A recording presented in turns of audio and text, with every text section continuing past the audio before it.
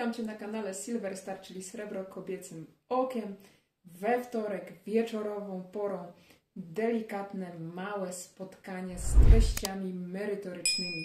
Dzisiaj trochę inaczej niż zawsze, zazwyczaj w świecie stakerskim się mówi o ochach i achach srebra, o jego zaletach.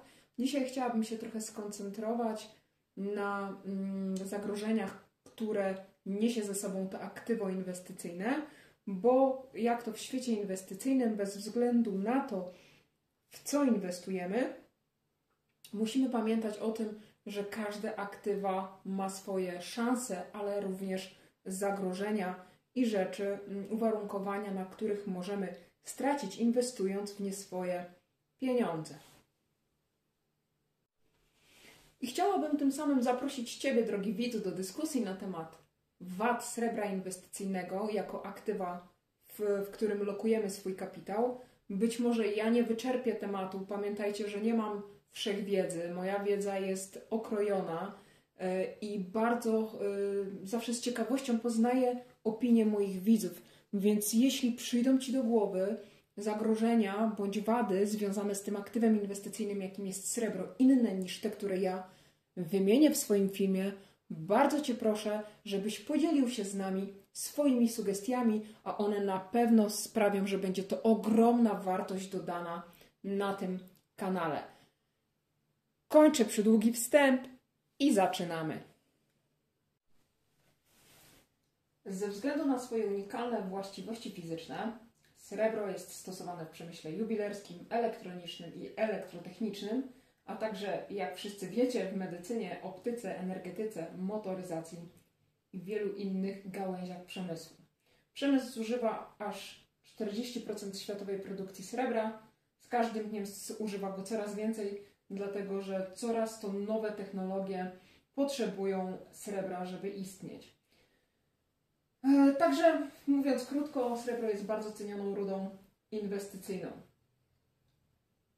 Pamiętajcie, że w 75% srebro metaliczne otrzymujemy jako produkt uboczny wydobycia chociażby rudy miedzi.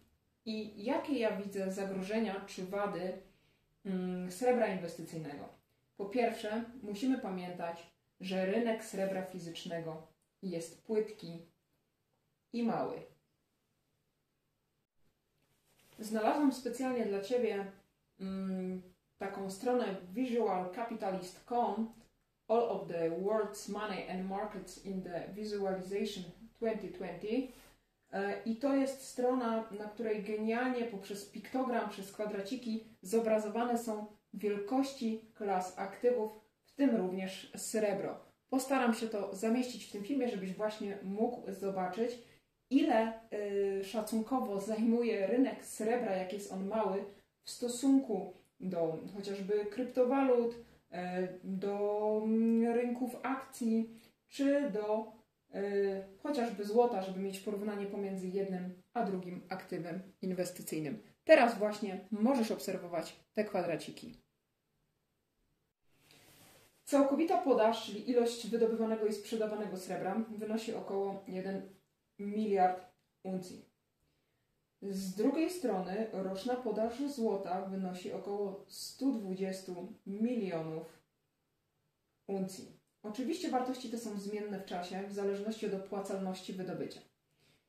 Ceny surowców, popytu na nie w przemyśle i innych gałęziach zastosowania. To sprawia, że biorąc pod uwagę, że uncja trojańska odpowiada 31,1 grama, rynek srebra jest 8 razy większy niż rynek złota, ale tylko wagowo, ponieważ ogromna różnica w cenie oznacza, że jest zupełnie odwrotnie. Więc jeśli mówimy o wartości podaży wyrażonej w dolarach amerykańskich, to jest ona znacznie mniejsza niż złoto.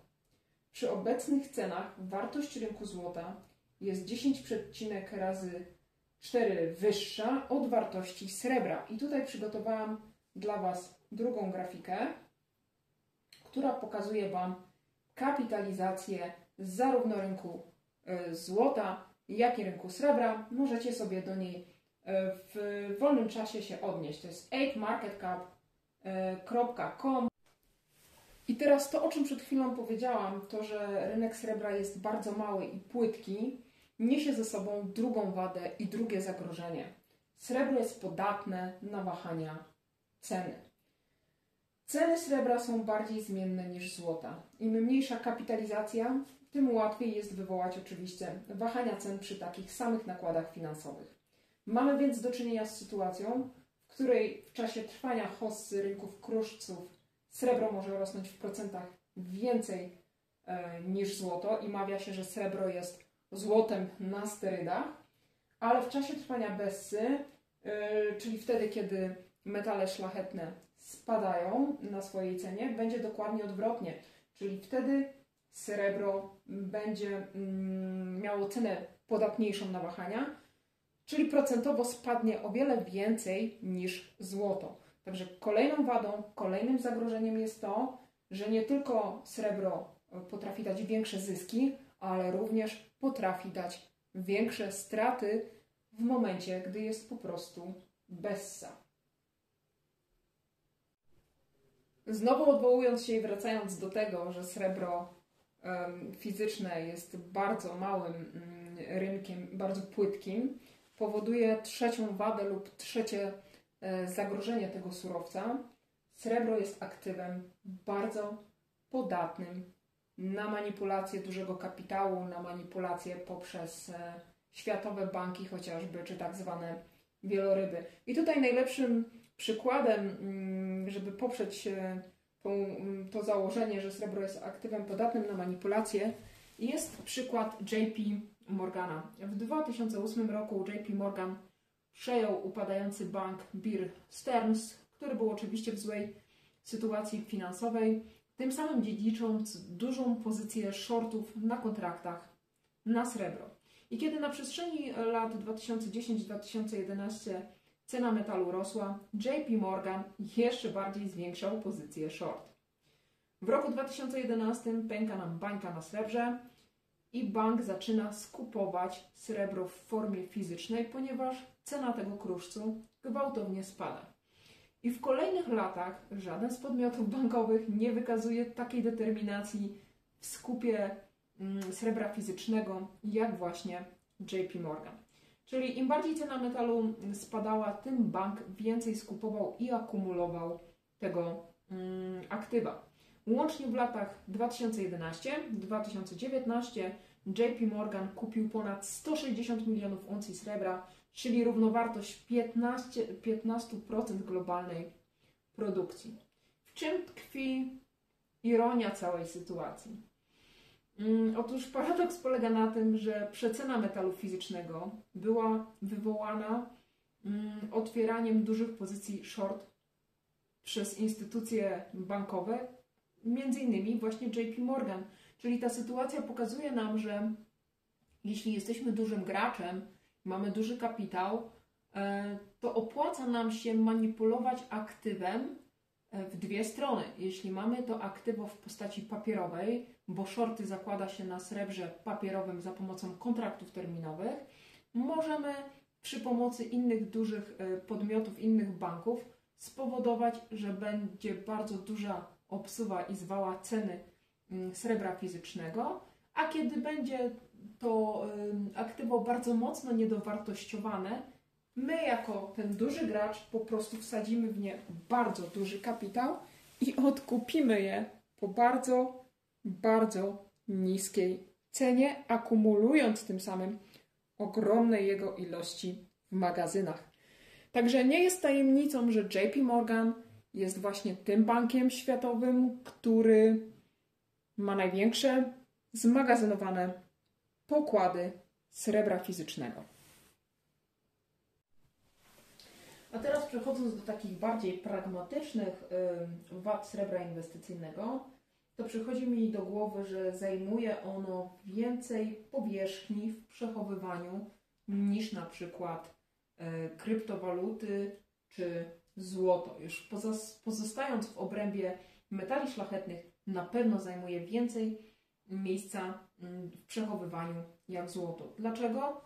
Bardzo prosta przyczyna. Złoto ma większą gęstość przechowywania kapitału, żeby kupić 1 uncję trojańską, monetę 1-uncjową złotą, musimy zapłacić w granicach 7200 zł, czyli 7200 zł, żeby mieć 1 monetę złotą, którą łatwo schować, bo nie są to duże przedmioty.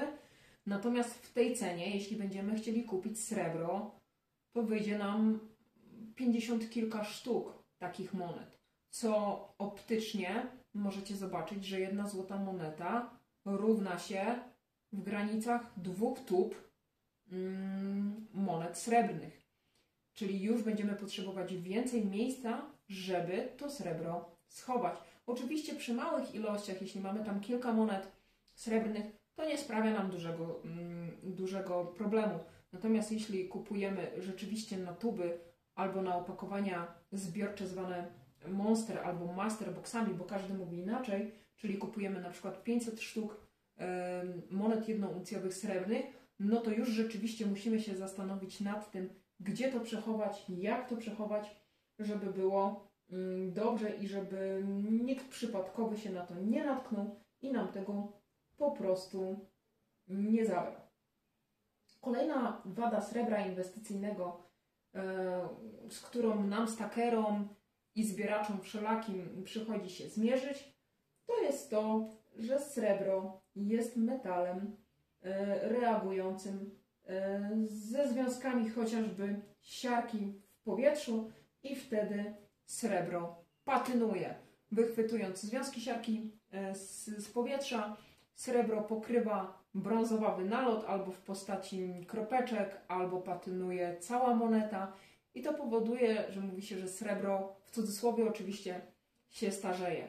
Czy ma to jakiś wpływ na cenę kruszcu? No oczywiście, że nie. Metal to jest metal.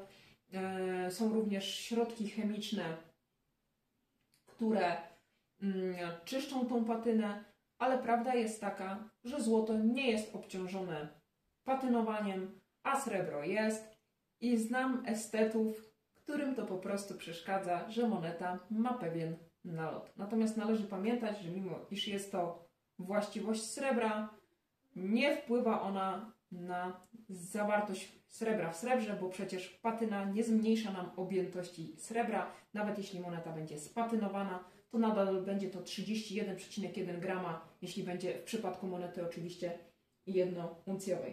Ale patyna jest uważana za, w cudzysłowie, wadę srebra. Kolejną wadą, jaką obarczone jest srebro inwestycyjne, zwłaszcza jeśli mówimy o monetach 1-uncjowych inwestycyjnych, to tak zwane mleczne plamy. Milk spot to nic innego jak efekt tego, że srebro wchodzi w reakcję ze związkami chloru podczas procesu produkcyjnego. Jeśli moneta nie zostanie dobrze wyczyszczona, oczyszczona z tej chemii produkcyjnej, to po jakimś czasie mogą wyjść białe plamy. I teraz tak, czy biała plama szkodzi monecie 1-uncjowej? Jeśli jest to moneta bulionowa, no to nadal nie zmienia to faktu, że jest to moneta, która ma 31,1 grama, czyli nie zmienia zawartości srebra w srebrze.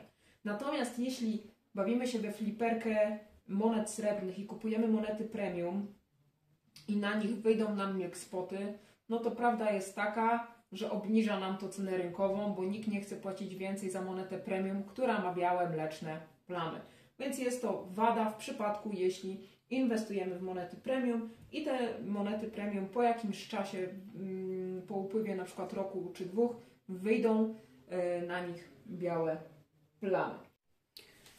Kolejną wadą srebra inwestycyjnego w odróżnieniu od złota inwestycyjnego jest to, że to aktywo inwestycyjne jest obarczone podatkiem VAT. W Polsce w przypadku srebra inwestycyjnego płacimy albo podatek VAT pełen w przypadku sztabek, albo dokładamy do interesu w postaci VAT marża, jeśli chodzi o monety inwestycyjne. Czyli jakby na starcie jesteśmy stratni o ileś procent VAT-u, które po prostu dokładamy, kupując srebro inwestycyjne. Przyszła mi do głowy właśnie jeszcze jedna wada zbywalności srebra inwestycyjnego. Otóż srebro inwestycyjne, jak i złoto inwestycyjne w postaci fizycznej nie jest do upłynnienia na jeden klik.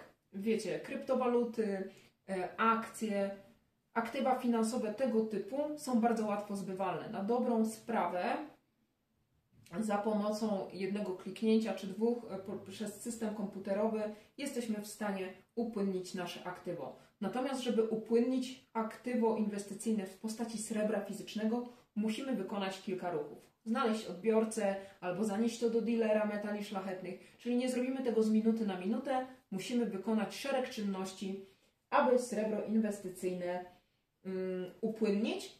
I to może działać oczywiście jak wszystko w dwie strony, ale w tym odcinku rozpatrujemy to jako wadę tego aktywa inwestycyjnego.